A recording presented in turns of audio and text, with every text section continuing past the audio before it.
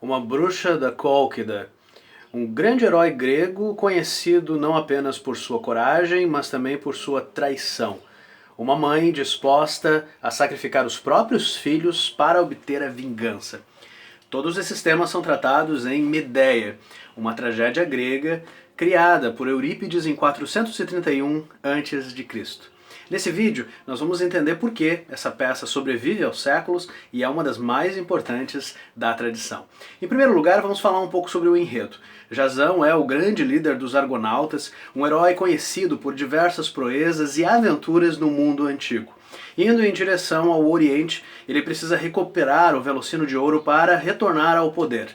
Faz isso seduzindo Medéia, conhecida pelas suas artes mágicas e pelos seus conhecimentos ocultos. Medéia, apaixonada por Jasão, trai o seu pai, assassina o próprio irmão para que o seu amado possa obter a vitória. Os dois voltam para a Grécia e chegam à cidade de Corinto, onde Jasão, agora casado com Medéia e já pai de 2 filhos, recebe uma proposta nos moldes gregos um tanto irrecusável por parte do rei de Corinto, a mão da princesa em casamento.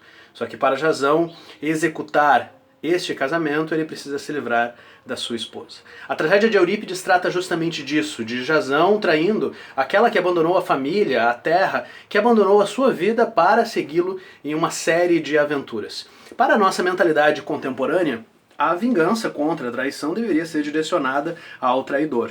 Só que aquilo que Medéia faz, e aquilo que o mito estipula e que é dramatizado e repetido na tragédia de Eurípides, é o oposto. Medéia, para se vingar, assassina os filhos que ela tem com Jasão. A tragédia de Eurípides trata justamente disso, do entremeio de sentimentos, paradoxos, aflições que perseguem essa protagonista enquanto ela precisa decidir entre o amor que devota aos seus próprios filhos e o ódio que dedica àquele que um dia a conquistou. Uma das grandes qualidades de Eurípides nessa peça diz respeito à criação da psicologia de Medéia. Uma palavra um pouco complicada para a gente jogar lá no contexto grego. Mas Medéia é considerada uma peça proto-moderna justamente por essa particularidade. Como nós vimos em vídeos anteriores, a tragédia grega, de uma forma geral, ela serve para homenagear Dionísio e trata sobre muitos aspectos da relação entre mortais e imortais. De que modo, muitas vezes, os mortais desejam alcançar um patamar ou uma posição que os iguala aos deuses. Medéia, nesse aspecto, é uma peça diferente. Não há deuses nela e os personagens agem e atuam ali não em função da sua relação com o divino ou com algum aspecto religioso, mas sim por interesses exclusivamente humanos. O que nós vemos Eurípides fazer em uma cena em particular, quando todos os personagens saem de cena e Medéia fica sozinha, é, pela primeira vez no Ocidente, um personagem conversando consigo mesmo. E o que nós percebemos nesse, que pode ser considerado um dos primeiros monólogos da história do Ocidente, é justamente Medéia conversando com seus sentimentos e avaliando o que é mais importante. O amor que devota aos seus 2 filhos, ou então a justiça, que precisa ser direcionada ao comportamento traiçoeiro de Jasão. A peça, no seu desenvolvimento, executa a vingança de Medéia, uma vez que ela mata não apenas a noiva de Jasão, a princesa de Corinto, como também o seu pai, Creonte. Por fim, ela sacrifica os seus filhos. Só que aqui nós não podemos confundir Medéia com as autoras de crimes passionais que muitas vezes nós vemos estampados nas páginas dos jornais até os dias de hoje. Não raro, infelizmente, nós vemos manchetes falando, denunciando ou apresentando modernas Medéias. Mulheres que por um surto de ódio ou de raiva diante da traição ou do abandono do seu parceiro, acabam sacrificando os seus filhos. O que Medéia faz não é isso. Não pensem nessa protagonista ou nessa heroína de tragédia grega como uma personagem motivada por uma paixão descontrolável. O que ela faz é absolutamente calculado e pensado, uma vez que a morte dos filhos não significa tanto o crime em si, e muito mais o fim da genealogia. Quando nós voltamos no tempo, e isso também é fundamental nos primeiros livros da Bíblia, por exemplo, toda essa cultura é organizada a partir de uma ideia de continuidade da linhagem e continuidade do nome. Um homem tem a continuidade da sua família, do seu sangue, da sua história, perpetrada pela continuidade dos seus filhos. Quando Medeia assassina os filhos ao invés de Jazão, o que ela faz é levar a esse herói traiçoeiro a pior punição. Não a morte, mas sim a interrupção da linhagem, a interrupção da família. E é a partir desse aspecto que nós podemos entender a continuidade dessa peça. Atentem também para a série de metáforas que alocam Medeia ao lado de forças naturais. Volta e meia, Medeia é associada por determinados personagens da peça como elementos naturais que são assustadores, que são amedrontadores, que são poderosos e que levam à destruição e à finitude de todos aqueles que estão ao redor. Por outro lado, quando Medeia fala de si própria, a metáfora natural é ajustada numa outra direção.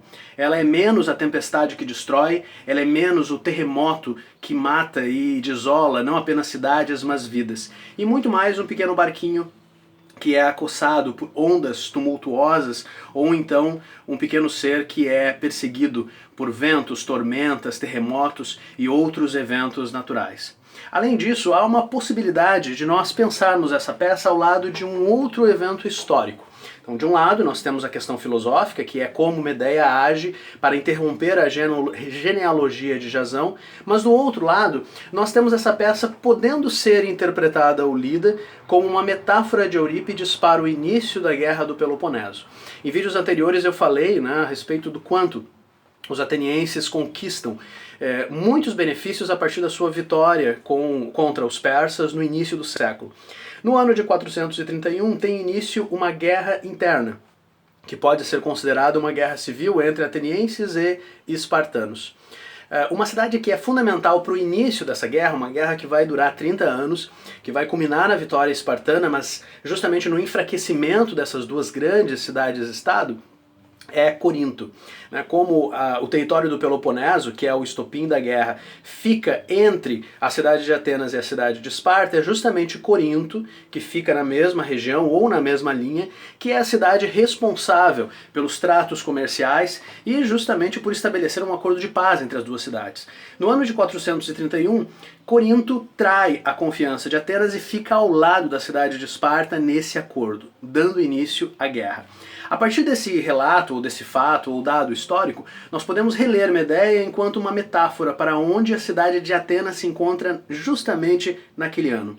Uma cidade que, assim como Medeia, está prestes a ser traída por Corinto, lembrando que a peça se passa em Corinto.